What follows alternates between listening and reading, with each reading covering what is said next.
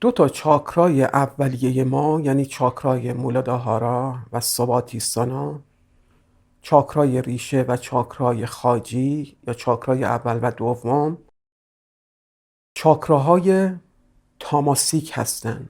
یعنی حالتشون سست و منفیه، صرفاً غریزی هستن. یعنی صرفاً غرایز ما رو هدایت میکنن. موقعی که روی این چاکراها ما سکونت داریم، صرفاً به فکر امور فیزیکی هستیم. چاکرای اول به فکر امور فیزیکی، غذا، قلمرو و مال هستیم. و چاکرای دوم صرفاً به فکر لذت هستیم، لذت بردن از امور فیزیکی. ولی چاکرای سوم و چهارم، یعنی مانیپورا و آناهاتا یا چاکرای ناف و چاکرای قلب، اینها مراکز عصبی هستند که ذاتی هستند، فعال، شدید و ذاتی. یعنی ذات ما رو تعیین میکنن، توی خود جمله، توی خود کلمه مشخص معناش. یعنی اموری هستن که ذات ما رو تعیین میکنن. به خصوص چاکرای سوم مانیپورا معروف به فعال، شدید و ذاتی. چرا اینجوریه؟ این رو هزاران سال پیش افرادی که روی چاکراها، روی فیزیولوژی بدنشون تمرکز میکردن به این نتایج رسیدن. ولی جدیداً علم اثبات کرده که ما بجز اون مغز سر که پیشرفته ترین مصنوع ساخت کائنات هست، 2 تا مغز دیگه هم در وجودمون داریم. یک مغز روده‌ای و یک مغز ذاتی. مغز روده‌ای و مغز قلب. خیلی جالبه. من نمیگم مغز سر رو رها کنیم و روی مغز روده‌ای یا مغز ذاتی کار کنیم. نه. مغز سر یک مغز منطقی هست. صرفاً منطقی. قادر به درک امور روحی نیست. این مغز روده‌ای و مغز ذاتی ماست که امور ذاتی و روحی ما رو تحت کنترل داره. در ویدئوی قبلی اگر نگاه نکردید حتما نگاه کنید که ارتباط دیدن روح با چاکرای سوم رو بیان کردم. حتما نگاهش کنید، نکات جالبی رو توش گفتم. در مغز روده‌ای بیش از 500 میلیون نورون وجود داره. چرا باید در روده انسان نورون وجود داشته باشه؟ و عجیبتر از اون اینه که چطور گذشتگان ما در هزاران سال پیش پی بردن که این منطقه‌ایه که درک روح رو در اختیار داره. و در مغز ذاتی یعنی مغز قلب حدود 40,000 نورون پرقدرت ما داریم. و امواج الکترومغناطیس یا میدانهای الکترومغناطیسی که در اطراف قلب ایجاد می شوند 60 برابر قوی تر از میدانهای الکترومغناطیس سر هستند. عزیزان، اگر دنبال دانش روحی هستید، این 2 تا چاکرا به شما کمک میکنن. این 2 تا مرکز عصبی به شما کمک میکنن. این 2 تا مسئول امور روحی هستند. اینو درک کنید.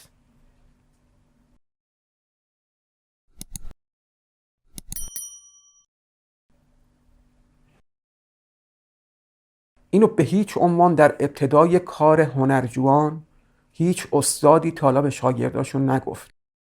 توی سطح اینترنت بگردید، تمام این کانالایی که مدعی امور روحی هستن هیچ کدوم اطلاع ندارن از این موضوعات.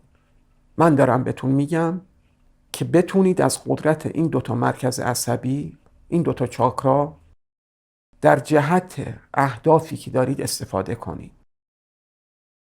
دیگه مسئولیت با خودتونه در چه راهی ازشون استفاده کنید. وظیفه من اینه که شما رو آگاه کنم و هدایت کنم. اصلا هدفم این نیست که مغز سر رو با اون همه قدرت، با اون همه هوش رها کنید و بیایید به وسیله مغز روده‌ای زندگی کنید. اصلا منظورم این نیست. منظورم اینه که دانش روحی در مغز سر وجود نداره. درک دانش روحی در مغز روده‌ای اتفاق میفته. این جمله رو میتونید یادداشت کنید، توی حافظتون بسپارید. عزیزان، امور روحی اموری نیست که با ذهن آگاه ما قابل دسترس باشه. خودتون سالهاست در این امور، در رابطه با این امور تفکر میکنید، کنکاش میکنید، میخواید تجربه کنید، ولی راه به جایی نمیبرید. خاصیت نورون هایی که در مغز روده‌ای وجود داره چیه که این امکان رو فراهم کرده؟ چرا؟ چون عملاً یوگی ها با تجربه به این رسیدن که دانش روحی به وسیله تمرکز بر چاکرای ناف به دست میاد.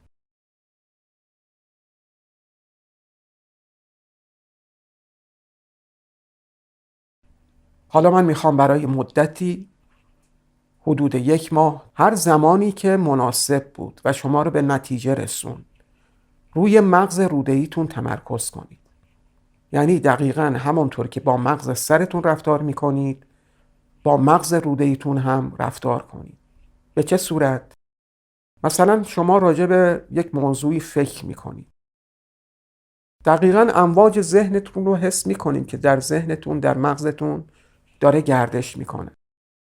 میخوام برای مدتی این امواج رو منتقل کنید به مغز روده‌ایتون. در هر حالتی که هستید میتونید انجامش بدید. نیاز به نشستن در حالت خاصی نداره. تمرکز کنید، امواجی که در مغز روده‌ای، یعنی در چاکرای ناف به پایین وجود داره رو احساس کنید. وقتی تمرکز میکنید دقیقاً در بین روده هاتون گردش کنید. این امواج رو به راحتی میتونید حس کنید. اگر نمیتونید، شاید چون من تمرین زیاد کردم راحت میتونم انجام بدم. باید یه چند روز فقط و فقط توجه خودتون رو روی مغز روده‌ایتون متمرکز کنید. یواش یواش میفهمید باید چی کار کنید. امواج الکترومغناطیسی که در چاکرای نافتون داره گردش میکنه رو باید احساس کنید. موقعی که این احساس رو به دست آوردید، شروع میکنید یک نشانه خاص ایجاد میکنید. یک فکر خاص رو در مغز روده‌ایتون چرخش میدید. ابتدا بسیار ساده یک صدا رو به ارتعاش در بیارید.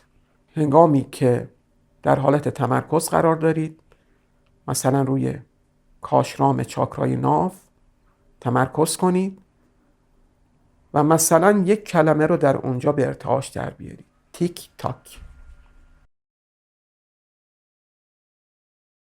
ابتدا توی ذهنتون تمرین کنید. ببینید وقتی تیک تاک رو تو ذهنتون ذهناً تکرار میکنید چه اتفاقی میفته. یک سری امواج به حرکت در میان. حالا روی چاکرای نافتون سعی کنید اون امواج رو به اون شکل حرکت بدید. خیلی ساده است. حس کنید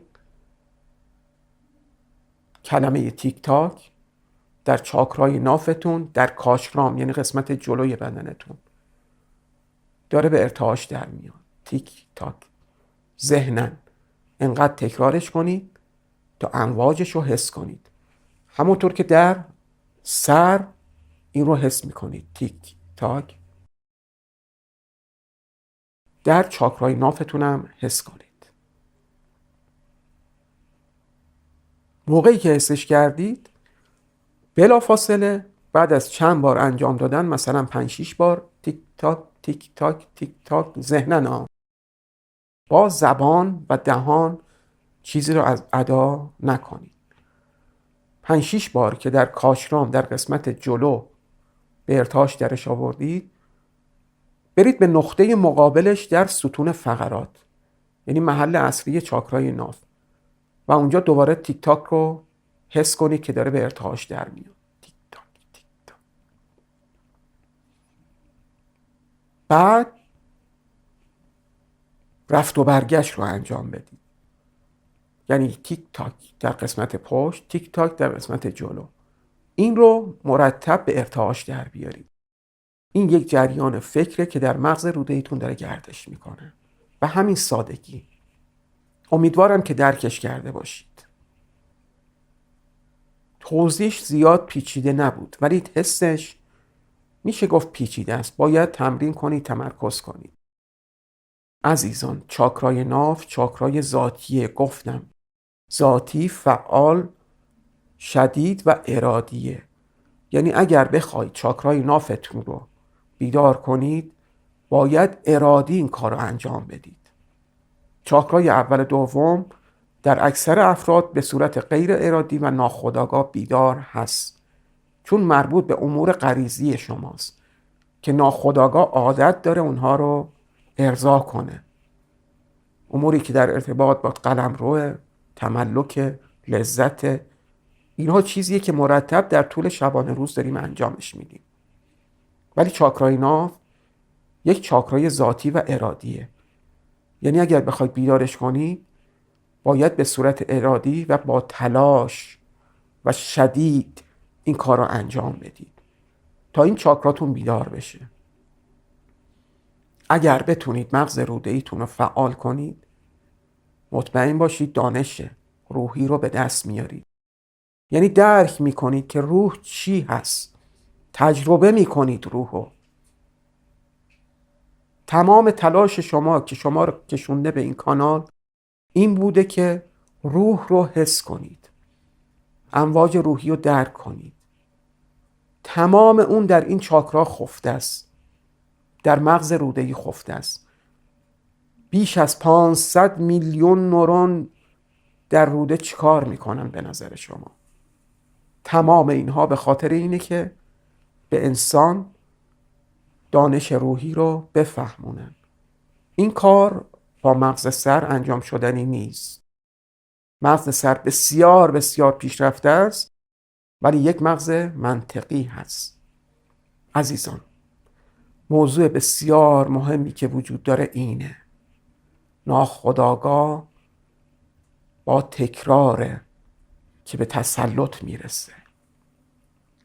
یعنی یک امور رو شما ذهناً و به صورت ارادی باید تکرار کنید و اون موقع ناخودآگاه شما متوجه میشه که این امور آگاهانه مورد توجه شما قرار گرفته و بعد از یه مدت کوتاهی اون رو به صورت غریزی به عادت تبدیل میکنه و شما میتونید بعد از یک مدتی که به صورت ارادی با تلاش یه کاری رو آگاهانه انجام دادید، بعد از یه مدتی اون به عادت تبدیل میشه و به صورت غریزی انجام میشه بدون تلاش و حتی میتونید از اون لذت ببرید. تکنیک های بسیار پیشرفته تری در ارتباط با مغز روده‌ای و مغز ذاتی یا مغز قلب وجود داره. اینها رو واقعا الان نمیتونم بهتون بگم چون بسیار خطرناکه برای شما. میتونم بهتون بگم بهتون آسیب میرسونه.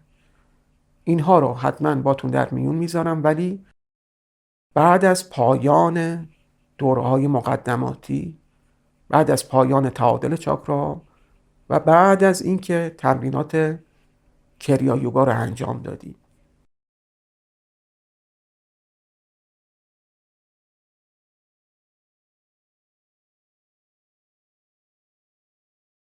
یعنی موقعی که بدنتون از لحاظ مراکز عصبی به تعادل رسیده باشه. قبل از اون به هیچ عنوانی نمیتونید شما روی مرکز بیش از حد تمرکز کنید، چون ممکنه در همون مرکز گیر کنید، فقط آلوده امور همون مرکز بشید، در حالی که ما مراکز عصبی زیادی داریم که همه اگر به تعادل کار کنن شما به معنای واقعی به یک انسان تکامل یافته و برتر تبدیل میشید یا به یک ابر انسان تبدیل میشید. امیدوارم مطالب این ویدیو مورد توجهتون قرار گرفته باشه. تمرین رو انجام بدید. من فکر میکنم در ارتباط با چاکرای ناف 2 ویدیو دیگه باید انتشار بدم که یکیش مدیتیشن چاکرای نافه و یکی یه تمرین دیگه هست و بعد از اون انشالله میریم برای چاکرای قلب. ولی بسیار مصرم که شما با تلاش بسیار زیاد این چاکراتون رو بیدار کنید. من همچنان در کامنت ها دارم به دنبال تجربه های شما از پاکسازی و بیداری چاکرای ناف میگردم. امیدوارم بتونم حداقل بین چند نفر این تجربیات رو کشف کنم. سپاسگزارم که تا پایان ویدیو با من همراه بودید. تا دیداری دیگر آگاه باشید و ماندگار. خدا نگهدار.